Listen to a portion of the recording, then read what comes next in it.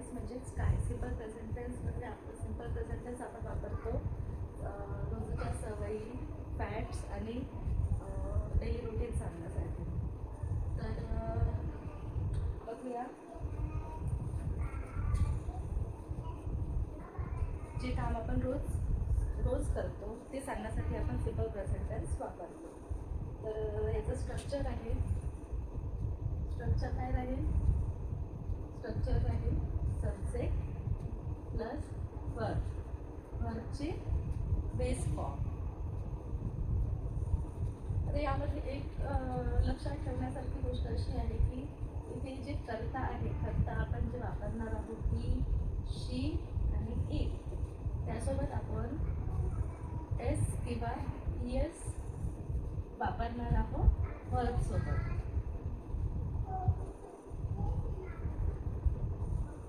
Verb सोबत जसं बघा काही सेंटेन्सेस. तर पहिलं सेंटेन्स आहे मी लवकर उठते. मी लवकर उठते. मी लवकर उठते किंवा मी लवकर उठतो. तर याला इंग्लिशमध्ये कसं म्हणणार आपण? मीला इंग्लिशमध्ये काय म्हणतो? आय. कोणती क्रिया होत आहे ते? उठण्याची. उठण्याला इंग्लिशमध्ये आपण काय म्हणू? उठण्याला इंग्लिशमध्ये म्हणू आपण wake. Wake up early. Okay. दुसरं सेंटेन्स घेऊया. मी रोज चहा पितो. मी रोज चहा पितो. मी रोज चहा पितो तर काय म्हणणार आपण? आय. कशाची क्रिया होता इथे? पिण्याची. पिण्याला इंग्लिशमध्ये काय म्हणणार? ड्रिंक. ड्रिंक. ड्रिंक. काय पितो? चहा. चहाला इंग्लिशमध्ये काय म्हणणार? टी. रोज. रोज एव्हरी मॉर्निंग. ठीक आहे. समजलं इथपर्यंत? एक अजून सेंटेन्स घेऊया.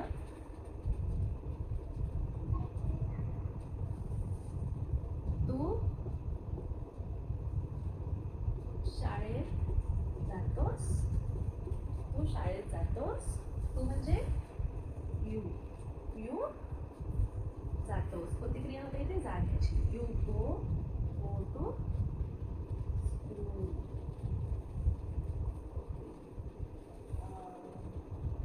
अजून एक सेंटेन्स बघू आपण. आम्ही क्रिकेट खेळतो. आम्ही क्रिकेट खेळतो. आम्ही इंग्लिशमध्ये काय म्हणतो आपण? वी. वी कशाची क्रिया होते इथे? खेळण्याची. खेळण्याला इंग्लिशमध्ये काय म्हणू आपण? प्ले. We play cricket. आता आपण बघू ही, शी, इटचे सेंटेन्सेस ज्याला आपण एस आणि एस प्रत्यय लावणार आहोत. ठीक आहे.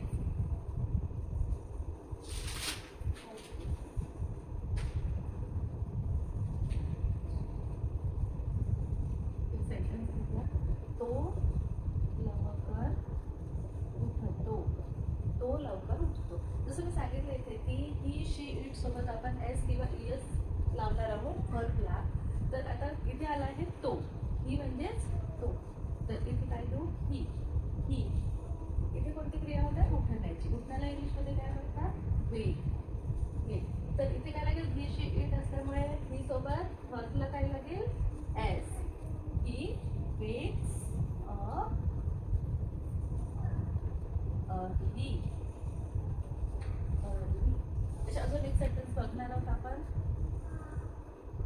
ती जेवण बनवते.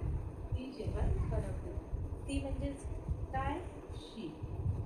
शी जेवण बनवणे. काय म्हणणार याला? कुक. कुकला काय लागेल? एस. Cooks food. ओके. समजलं इथपर्यंत? अच्छा, अजून एक सेंटेन्स बघू. तो ऑफिसला जातो.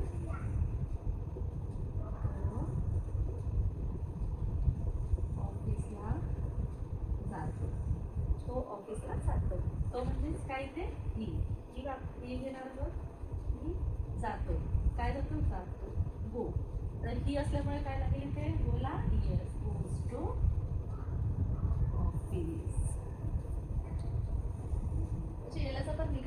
लाईन्स पण बनवू शकतो, क्वेश्चन्स पण बनवू शकतो. काय होणार आहे स्ट्रक्चर निगेटिव्ह सेंटेन्सचा? एक तर तुम्ही नोट डाऊन करून घ्या.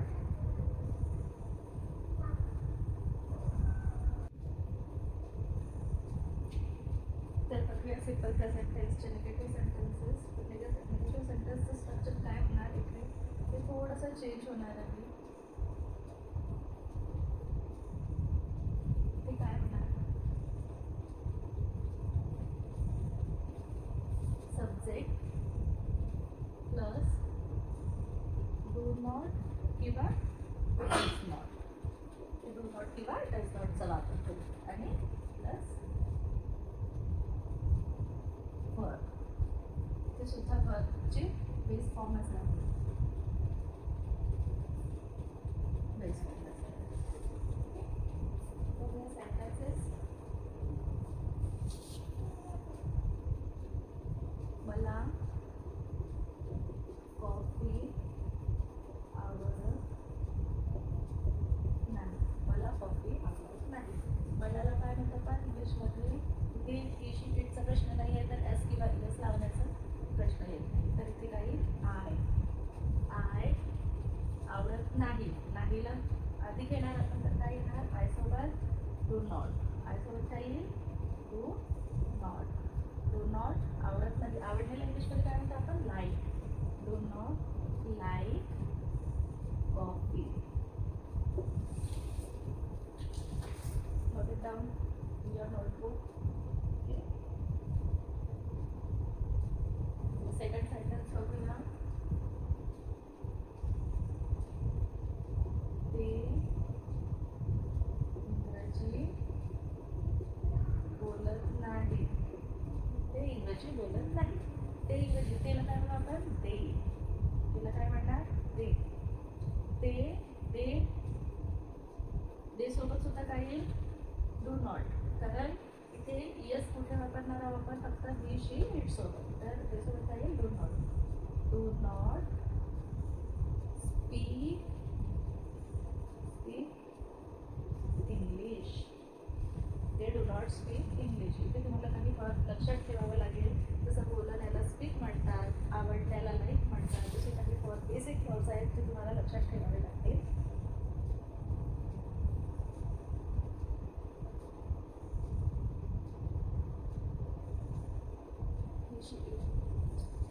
एक अजून सेंटेन्स बघूया.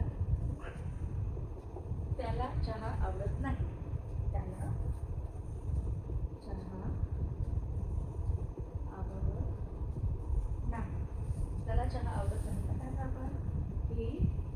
अच्छा, आता इथे येणार ही सोबत डज नॉट. कारण ही शी इट सोबत आपण एस किंवा एस करते लावतो.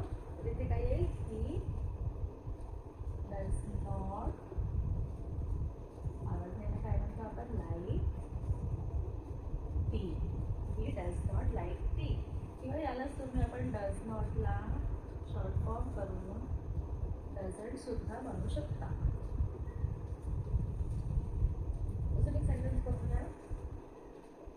ती टीव्ही पाहत नाही. टीव्ही पाहत नाही. ती टीव्ही पाहत नाही. तिला काय म्हणू आपण? शी. शी सोबत काय येईल? Does not. डज नॉट पाहण्याला काय म्हणते आपण? Watch TV. She does not watch TV. ते सिम्पल प्रेझेंट टेन्स असल्यामुळे प्रत्येक ठिकाणी वर्बची बेस फॉर्मच येईल. हे तुम्हाला लक्षात ठेवावं लागेल. अच्छा, जर याचं आपल्याला क्वेश्चन करायचं असेल, क्वेश्चन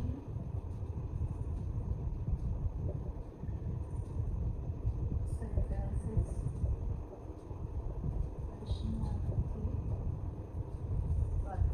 जर क्वेश्चन करायचं असेल तर काय करावं लागेल? इथे स्ट्रक्चर काय येईल? डू किंवा डज आणि सब्जेक्ट प्लस वर्ब आणि क्वेश्चन मार्क. तू सेंटेन्स बघूया. तू शाळेत जातोस का? तू शाळेत जातो का, जातोस का? क्वेश्चन कशाने सुरू होणार? डू किंवा डज. तर काय होईल? Do you go to school? प्रश्नार्थक चिन्ह. Do you go to school?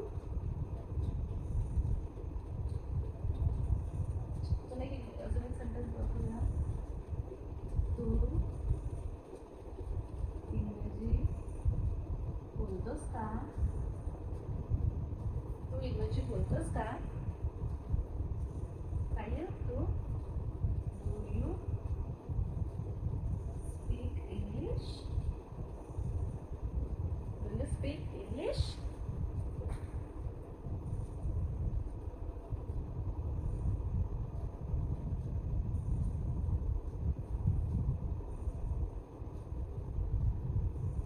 अजून एक सेंटेन्स बघूया. ती रोज स्वयंपाक करते का? ती रोज स्वयंपाक करते का? काय होईल? ती आल्यामुळे काय येईल? डज. डज शी, डज शी सोबत काय येईल? डज. Does she